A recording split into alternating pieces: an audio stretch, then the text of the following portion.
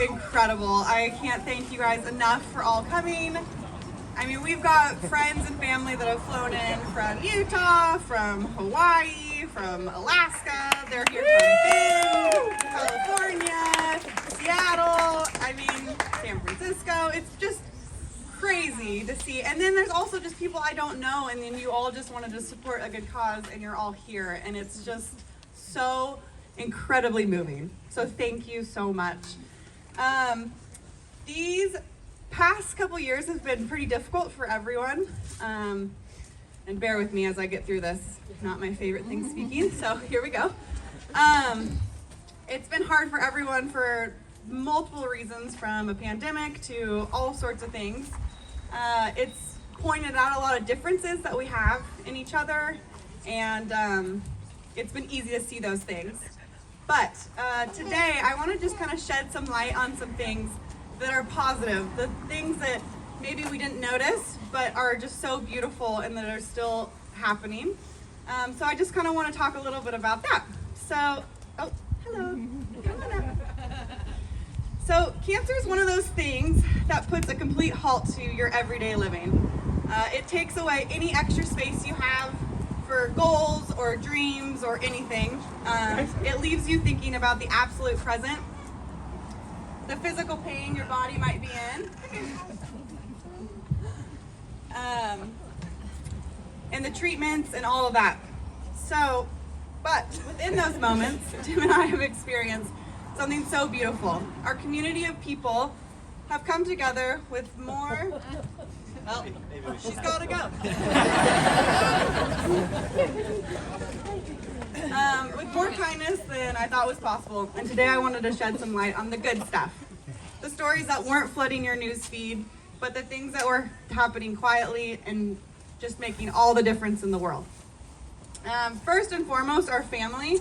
From watching Pippa while I went to treatments, packing picnic baskets were the cutest things with glass salt and pepper shakers, and then bringing them into the hospital while we stayed there for a week, cleaning our house, the list goes on. And that's just the physical things that they did for us. That does not count for the emotional, all the prayer, all of the countless times and tears that they wiped from our faces and helped us.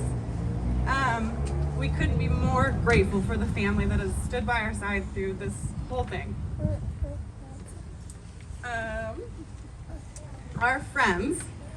I'm pretty convinced we have the best friends in the entire world. Of course, I'm a little biased. But from spending the night to our house, when we first had Pippa to care for her in the middle of the night, to a meal train that literally didn't end.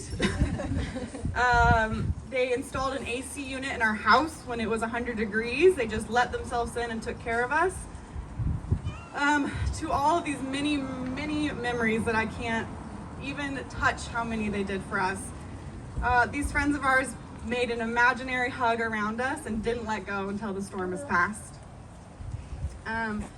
Now, let's move on to healthcare. I think it's very evident that everyone knows how incredible our healthcare system is and how much love that they pour onto people day in, day night, and they take their work home with them, and they just do so much. But on my side of things, I just wanted to share a few things that were so moving, and they're probably not gonna love that I'm gonna point them out. But Jenna Nelson, she was my labor nurse, and just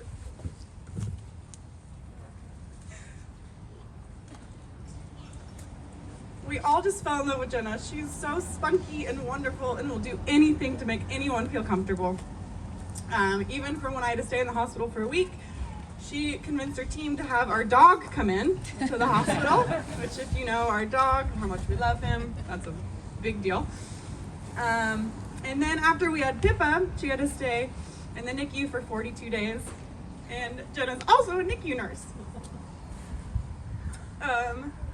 The love that she showed our little girl, it was as if it was her own. She was picking up shifts just so she could care for her and be there. And then not only that, after Pippa had gone home, she would babysit Pippa while I went and got treatment. If that's just not a selfless kind of love, I don't know what is. And we're so thankful for her.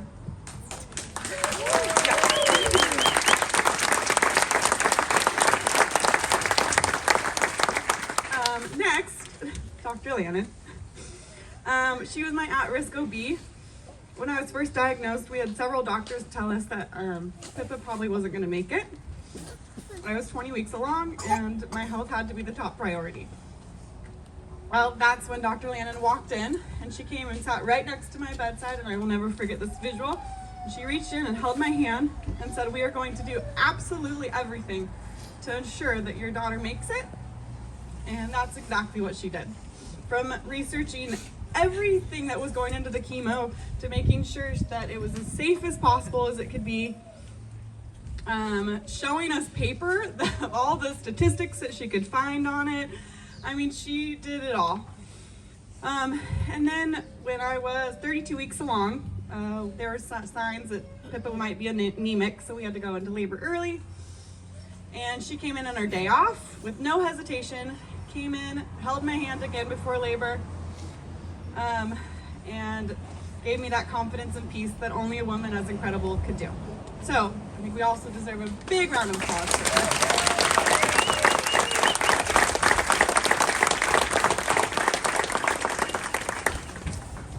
Oh, now the homestead, which you guys are all here. Kelly and Kylie and Amy, I don't know where they are right now, but they're all right here. I started working at the homestead just thinking I was going to be working with some cool chicks, which is exactly what I am doing. But it was so much more than that. They've become a family to me and so close to my heart. When I mentioned I wanted to hold this race here, all three of them pretty much insisted that that's where it was going to be held with absolutely no hesitation. When I think of the Woodstock community, I think of them. They have poured more love and time into this place than you can imagine. I'm so thankful for them, and thank you for loving me through this journey, and I'm so happy that we can create this here today. This place is so special to me, and I just love you guys so much. Next, I'm just gonna go to Tim, and we're gonna make this pretty short and sweet because I will be a little puddle. Tim has been the rock to this family, never steering away for a single moment. He has been by my side 1,000%. From every doctor appointment to treatment, middle of the night feeds, with our newborn, making every meal for us, cleaning our house, working full time. I mean, the list goes on and on. This is a huge task. And I think that sometimes I personally, before I had cancer, used to think, someone, oh, that's so sad. But the undertone of work that goes into it and love and dedication is hours and time, and he just outpoured and didn't even think twice about it. And from the worst moments to now some of the best, we've always been a team, and I know we always will be, and I love you.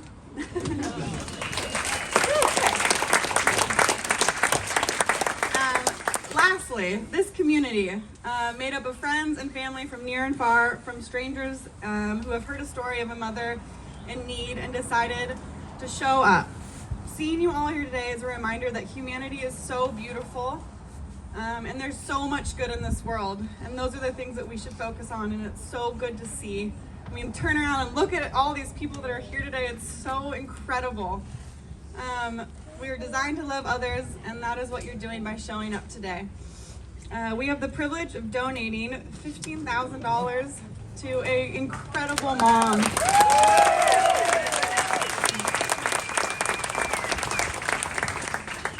Sharice is fighting for her life, and she's fighting for her daughter, and she's fighting for herself, and it is so moving to see that all of you guys are here and you've supported. And on top of that, we have doubled the goal, and we are at over $30,000. Incredible. So we are going to be able to support a whole second family with that, and that is just the best.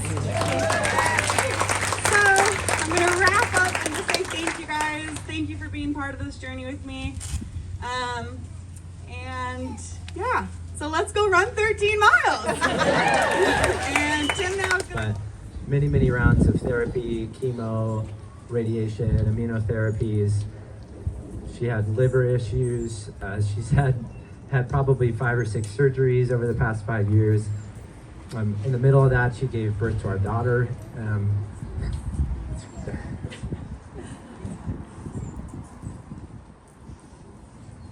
Yeah, it's crazy. But that day she told me that at some point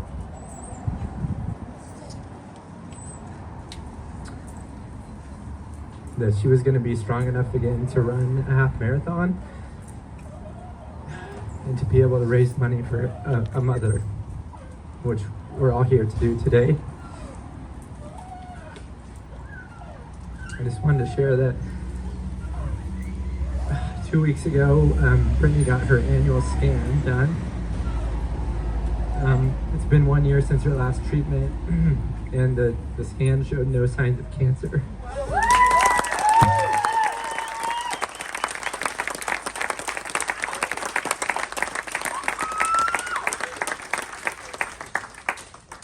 Sorry, I knew I was going to cry, but I didn't expect it. But that is truly a miracle for how far she's come. And I hope to Sharice's family, which I think they're here somewhere, I hope that provides encouragement to you. We're so excited to be able to give back today. I think this is truly a big part of the healing process for us. Okay, I'm going to have to somehow now talk about race day logistics.